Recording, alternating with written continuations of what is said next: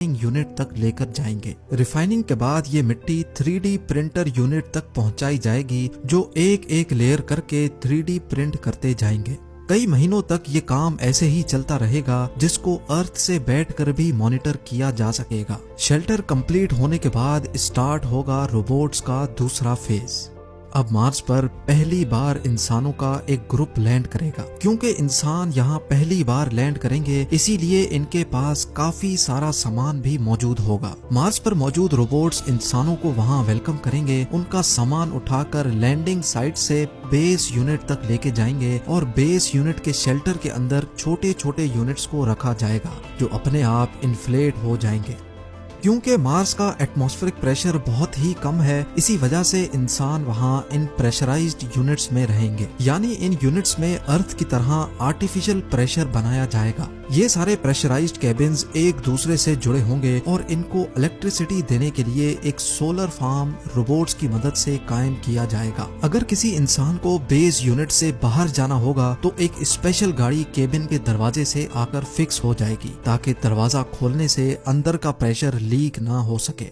अब बारी होगी मार्स पर एक ग्रीन हाउस बनाने की, ताकि मार्स पर वेजिटेशन की जा सके। साइंस रिसर्च के मुताबिक मार्स पर स्टार्टिंग में सिर्फ पोटैटोज और बीन्स लगाए जा सकेंगे। ग्रीन हाउस के अंदर प्लांट्स जैसे जैसे बड़े होंगे, उनमें से एक ऐसी चीज निकलेगी जिसका होना मार्स पर बहुत ही ज्यादा जरूरी है, और वो है ऑक्सीजन। जी हाँ, ये प्लांट्स मार्स पर सब्जियों के अलावा इंसानों को ऑक्सीजन भी देंगे, लेकिन ये ऑक्सीजन इतना ज्यादा नहीं होगा, इसलिए जल्द अज जल्द मार्स पर ऑक्सीजन बनाने का भी बंदोबस्त किया जाएगा। हैरत अंगेज तौर पे ये एक्सपेरिमेंट मार्स रोवर पहले ही कर चुका है। एक स्पेशल डिवाइस जो सोलर एनर्जी के जरिए ऑपरेट होगी, वो मार्स के एटमॉस्फेयर से कार्बन डाइऑक्साइड को लेकर उसमें से हीट और इलेक्ट्रिकल करंट पास करेगी, जिससे ऑक्सीजन कार्बन डाइऑक्साइड से अलग हो जाएगा और उस ऑक्सीजन को कलेक्ट कर लिया जाएगा। यानी अब इंसानों की एक छोटी टीम वहाँ ऑक्सीजन भी बना सकेगी। खाने के लिए उनके पास सिर्फ 2 डिश ही सही, पर खाना मौजूद होगा।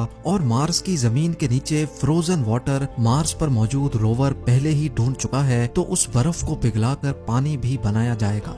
100 बातों की एक बात, मार्स पर भेजे गए इंसान अब बगैर अर्थ की मदद से जिंदा भी रह सकेंगे और वक्त पड़ने पर वापस अर्थ की तरफ रवाना भी हो सकेंगे। लेकिन क्या ये सब ऐसे ही चलता रहेगा? क्या मार्स पर जाने वाले लोग कभी भी अपने केबिन से बाहर नहीं निकलेंगे? अगर मार्स पर जाकर भी ऐसी ही जिंदगी गुजारनी है, तो फिर इतने ज्यादा ताम झाम की आखिर जरूरत ही क्या थी? साइंसदानों के पास इस मसले का कोई सॉल्यूशन तो नहीं है, लेकिन उनका ये ख्याल है कि अगर मार्स के एटमॉस्फेयर में कुछ ऐसी चेंजेस की जाएं जिससे मार्स का टेम्परेचर बढ़ जाए, तो शायद आने वाले 100 या 200 सालों के बाद मार्स वैसा ही हरा भरा हो सकता है जैसा अभी हमारा अर्थ है। यानी साइंसदानों के मुताबिक मार्स का टेम्परेचर बढ़ाने से वहाँ दोबारा जिंदगी पाई जा सकती है, और इस काम के लिए जो आइडियाज दिए जा रहे हैं वो जानकर यकीन करना मुश्किल होगा।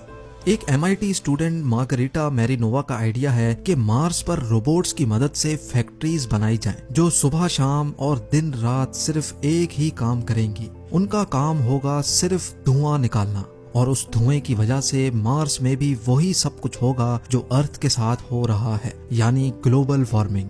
दूसरी तरफ इलॉन मस्क ने भी मार्स का टेम्परेचर बढ़ाने के लिए एक आइडिया दिया है, और वो ये है कि मार्स पर न्यूक्लियर वेपन इस्तेमाल किए जाएं। उनका कहना है कि मार्स पर 10,000 न्यूक्लियर मिसाइल्स फायर किए जाएंगे, तो वहाँ की आइस भी मेल्ट होगी और वहाँ का ओवरऑल टेम्परेचर भी बढ़ेगा, जिसकी वजह से मार्स जल्द अज जल्द इंसानों के रहने के काबिल बन सकेगा।